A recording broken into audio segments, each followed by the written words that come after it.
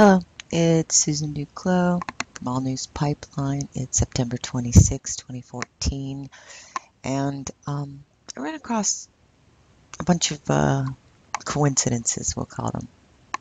And we're going to end this with asking a series of questions. I'm not asserting any of this is fact because I'm not a scientist. And it seems that part of this, that I'm going to bring up here is mystifying scientists as it is. But the thing is, we're not seeing some of these questions asked, at least not publicly. So let's start with the outbreak of respiratory illness, which is escalating among children and is mystifying scientists. This is at New York Times. All of these articles and links that I'm going to show you in this will be hyperlinked in the article associated with this video. Now, an outbreak of respiratory illness first observed in the Midwest has spread to 38 states, sending children to hospitals and baffling scientists trying to understand its virulent resurgence. As of Thursday, the CDC has confirmed 226 cases of infection with enterovirus 68. It's called EV68. It's likely that many times that number have been stricken. One case involved an adult, and no deaths have been linked to the infection. Now, according to Dr. Mary Ann Jackson, the Division Director of Infectious Diseases at Children's Mercy Hospital in Kansas City, Missouri, what the CDC is reporting is clearly the tip of the iceberg. The hospital was the first to alert the agency last month to an unusual increase in children with trouble breathing. Since then, Dr. Jackson received calls from colleagues nationwide seeking guidance. Some reports that an influx of children to hospitals is almost outweighing resources available. Now, we could go into what if we have a pandemic of, let's say, the Ebola from West Africa come in.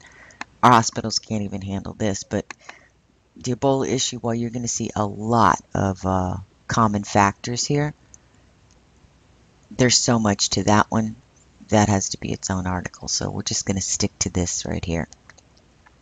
3 times in the past month, the University of Chicago Medicine Comer Children's Hospital has had to divert ambulances to other hospitals because its emergency room is filled with children, most of them younger than 5, with severe respiratory illness. Before the outbreak, the hospital had not had to divert ambulances in 10 years. Now, here's the kicker. Enteroviruses are common, but this strain is not. They're making it clear it is a different strain. Symptoms in the current outbreak resemble those of a bad cold, including body aches and cough. Some children progress to wheezing and have breathing difficulties, and scientists say they do not know why it's happening. Now, let's bring you over to another one, another article. This one was actually pointed out by my partner, Live Free or Die, in an article he wrote where the USA Today had changed their logo for a day to a radiological symbol, this one here, and they linked this article in it. And this article is very interesting. New lab incidents fuel fear, safety concerns in Congress. Now, we're talking bioterror labs here.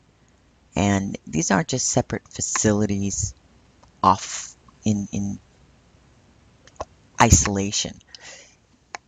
These are being conducted in places like St. Jude's Children's Research Hospital in Memphis, which is where we're going to get to right here. It starts off with scientists wearing spacesuit-like protective gear search for hours in May for a mouse infected with a virus similar to Ebola.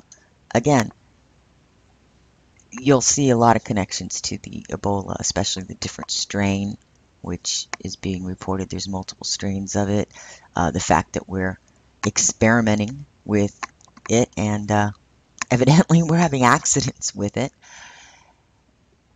But again, we're going to stick to this children's disease here.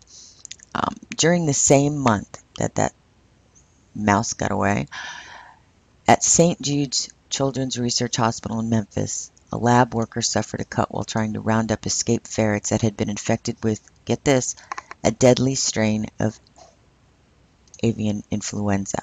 I believe that's H1N1. But if, they're working with different strains, I'm guessing it won't be called the same one. 4 days later at Colorado State University bioterrorism lab, worker failed to ensure dangerous bacteria had been killed before shipping specimens. Now, they say all of this turned out okay, so we're going to go down to, they found that from 2008 through 2012, more than 1,100 incidents were reported. And that was came from the annual reports to Congress that USA Today reported on in August.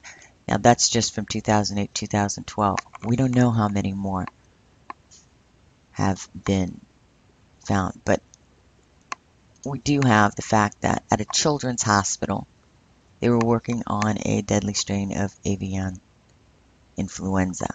Now, let's take a look here at this EV virus that we're having such trouble with. Mild symptoms may include fever, runny nose, sneezing, cough, and body and muscle aches. Let's take a look at the avian flu.